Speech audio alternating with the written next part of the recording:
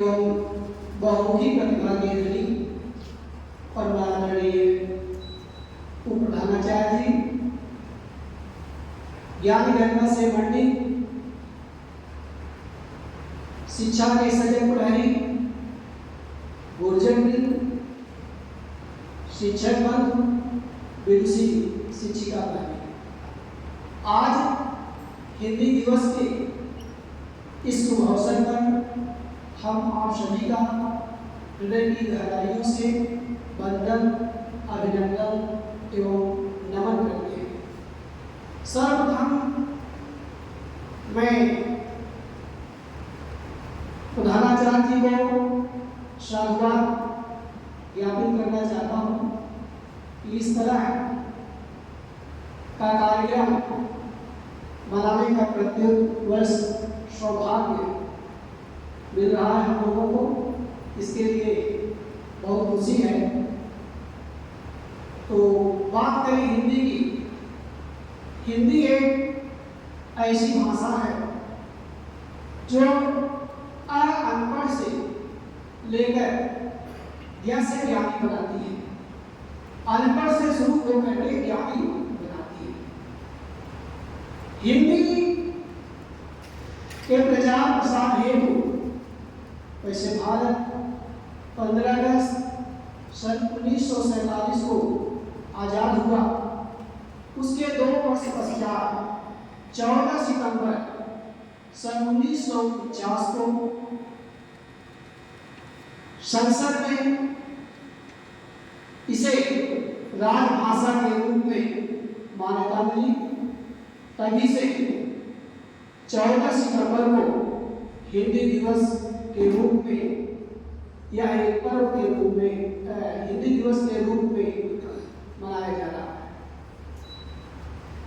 इसकी शुरुआत वैसे आप सभी विद्वान बैठे हुए हैं, मैं जहां तक जान रहा हूं कि 14 सितंबर 1949 को राजभाषा का दर्जा तो दिया गया, लेकिन इसकी शुरुआत 1953 से की गई और पंडित जवाहरलाल नेहरू के प्रधानमंत्री काल में होने के बाद इसके बाद भारत में आज सर्वप्रथम सबसे नंबर 1 पर विश्व में पहले स्थान पर मंदारिन भाषा है, दूसरे स्थान पर अंग्रेजी है और तीसरे पायदान पर हमारी हिंदी भाषा है। हिंदी भाषा संस्कृत भाषा की पुत्री है। संस्कृत ही एक ऐसी भाषा है जिसने तमाम भाषाओं को जन्म दिया है, उसमें हिंदी भी है। संस्कृत से ही निकलकर पाल, प्राकृत, अपभ्रंश, हिंदी सबकी उत्पत्ति हुई है। तो यह हमारी मातृभाषा है। इसके प्रचार प्रसार के लिए 14 सितंबर को प्रत्येक वर्ष हिंदी दिवस के रूप में मनाया जाता है। आज भी इतना वर्ष हो जाने के पश्चात हिंदी को देख रहे हैं कि कम महत्व कुछ लोग देते हैं, जब इसे ज्यादा महत्व देना चाहिए। हिंदी के होते हुए भी अपने बच्चों को अंग्रेजी माध्यम से शिक्षा लोग देना चाह रहे हैं।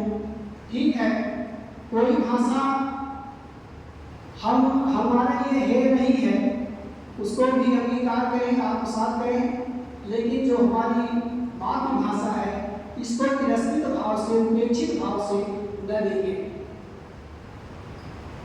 तो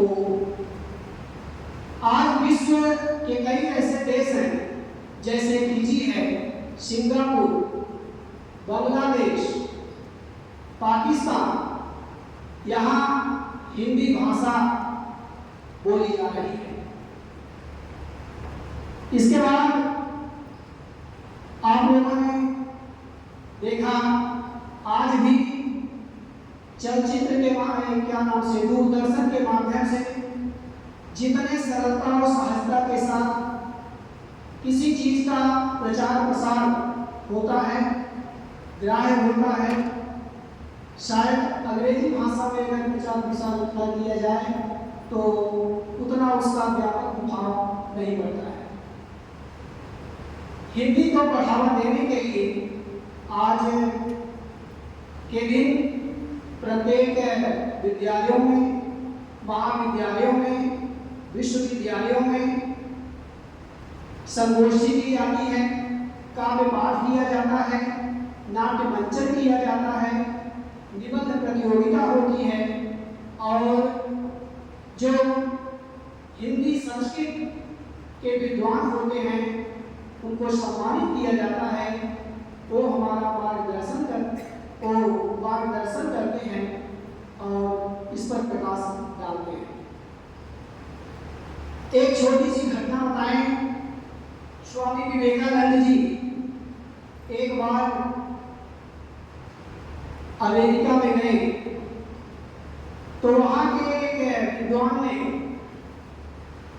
इनकी वेशभूषा को देखते हुए शायद उसके मन में ये बात आई कि ये सन्यासी आदमी अंग्रेजी जानते होंगे कि नहीं जानते होंगे। उन्होंने प्रश्न किया, सर्वप्रथम उनका परिचय जानने के लिए उसने अंग्रेजी में कहा हाउ आर यू। तो इन्होंने उसका जवाब हिंदी में दिया, कहा कि मैं बिल्कुल ठीक हूँ। वह सोचने लगा शायद इनको इंग्लिश नहीं आती है। तो फिर इनको आंकने के लिए उसने कहा हिंदी में आप कैसे हैं, आप यहाँ आकर कैसा महसूस कर रहे हैं। उन्होंने कहा I am feeling good, I am good feeling, your country is beautiful. वह हतप्रभ रह गया और उसने कहा महोदय एक चीज आप बताएं, मेरे मन में जिज्ञासा हो रही है। जब मैंने आपसे हिंदी में प्रश्न, अंग्रेजी में प्रश्न किया तो आपने हिंदी में जवाब दिया और जब हिंदी में प्रश्न किया तो आपने अंग्रेजी में जवाब दिया। उन्होंने कहा महोदय जब आप अपनी मातृभाषा का सम्मान करते हुए हमसे अंग्रेजी में प्रश्न किए तो मैं भी अपनी मातृभाषा का सम्मान करते हुए उसका उत्तर हिंदी में दिया, क्योंकि हिंदी हमारी मातृभाषा है। और जब आपने हमारी मातृभाषा का सम्मान करते हुए हिंदी में प्रश्न किया तो हमने आपकी मातृभाषा का सम्मान करते हुए अंग्रेजी में उत्तर दिया। यह हमारी संस्कृति है। हम अपनी माँ की तरह दूसरे की माँ को भी सम्मान देते हैं और पूजनीय समझते हैं, अर्चनीय समझते हैं। तो जिस प्रकार से प्रत्येक बेटे का यह दायित्व बनता है कि वह अपनी माँ का सम्मान करे, तो जिस तरह से हम अपनी माँ का सम्मान करते हैं उसी तरह से हिंदी जो है हमारी मातृभाषा है, इसलिए हम इसका सम्मान करते हैं और इसके प्रचार प्रसार के लिए आज के दिन हिंदी दिवस के रूप में मनाया जाता है। अब चंद पंक्तियों के साथ मैं अपनी वाणी को विराम दूंगा। आप सभी के समक्ष कुछ पंक्तियां मैं निवेदित करता हूँ। उम्मीद है ये पंक्तियां आपको अच्छी लगेंगी और ऐसे आप लोग सुने भी होंगे। जन जन की भाषा है हिंदी, भारत की आशा है हिंदी, जिसने संपूर्ण देश को जोड़ रखा वो मजबूत धारा है हिंदी। हिंदुस्तान की गौरव गाथा है हिंदी, एकता की अनुपम परंपरा है हिंदी, जिसके बिना हिंद थम जाए ऐसी जीवन रेखा है हिंदी। जिसने काल को जीत लिया है, जिसने काल को जीत लिया है, ऐसी कालजयी भाषा है हिंदी, ऐसी कालजयी भाषा है हिंदी। सरल शब्दों में कहा जाए तो जीवन की परिभाषा है हिंदी, जीवन की परिभाषा है। इन्हीं शब्दों के साथ मैं 2 मिनट का और समय देना चाहूंगा। छायावाद की चतुष्टयी श्रृंखला में प्रमुख स्थान रखने वाली कवयित्री महादेवी वर्मा जी की कुछ पंक्तियां मैं आप सभी के समक्ष निवेदित करना चाह रहा हूं।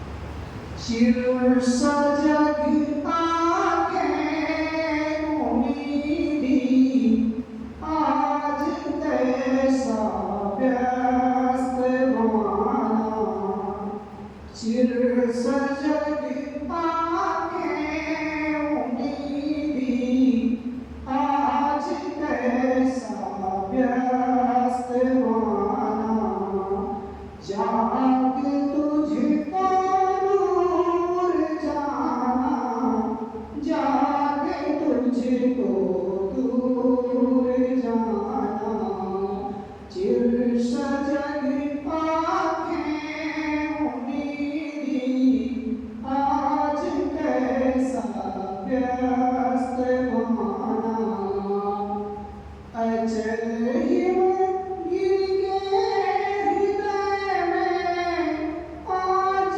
चाहे कमोप होले, या प्रलय के आसमां में मौन अलसित व्योम डोले, आज भी आलोक डोलेगी तिमिर की घोर छाया, चिर सजग आँखें उम्मीदी आज कैसा व्यस्त बहाना, जाग तुझको दूर जाना, जाग तुझको दूर जाना।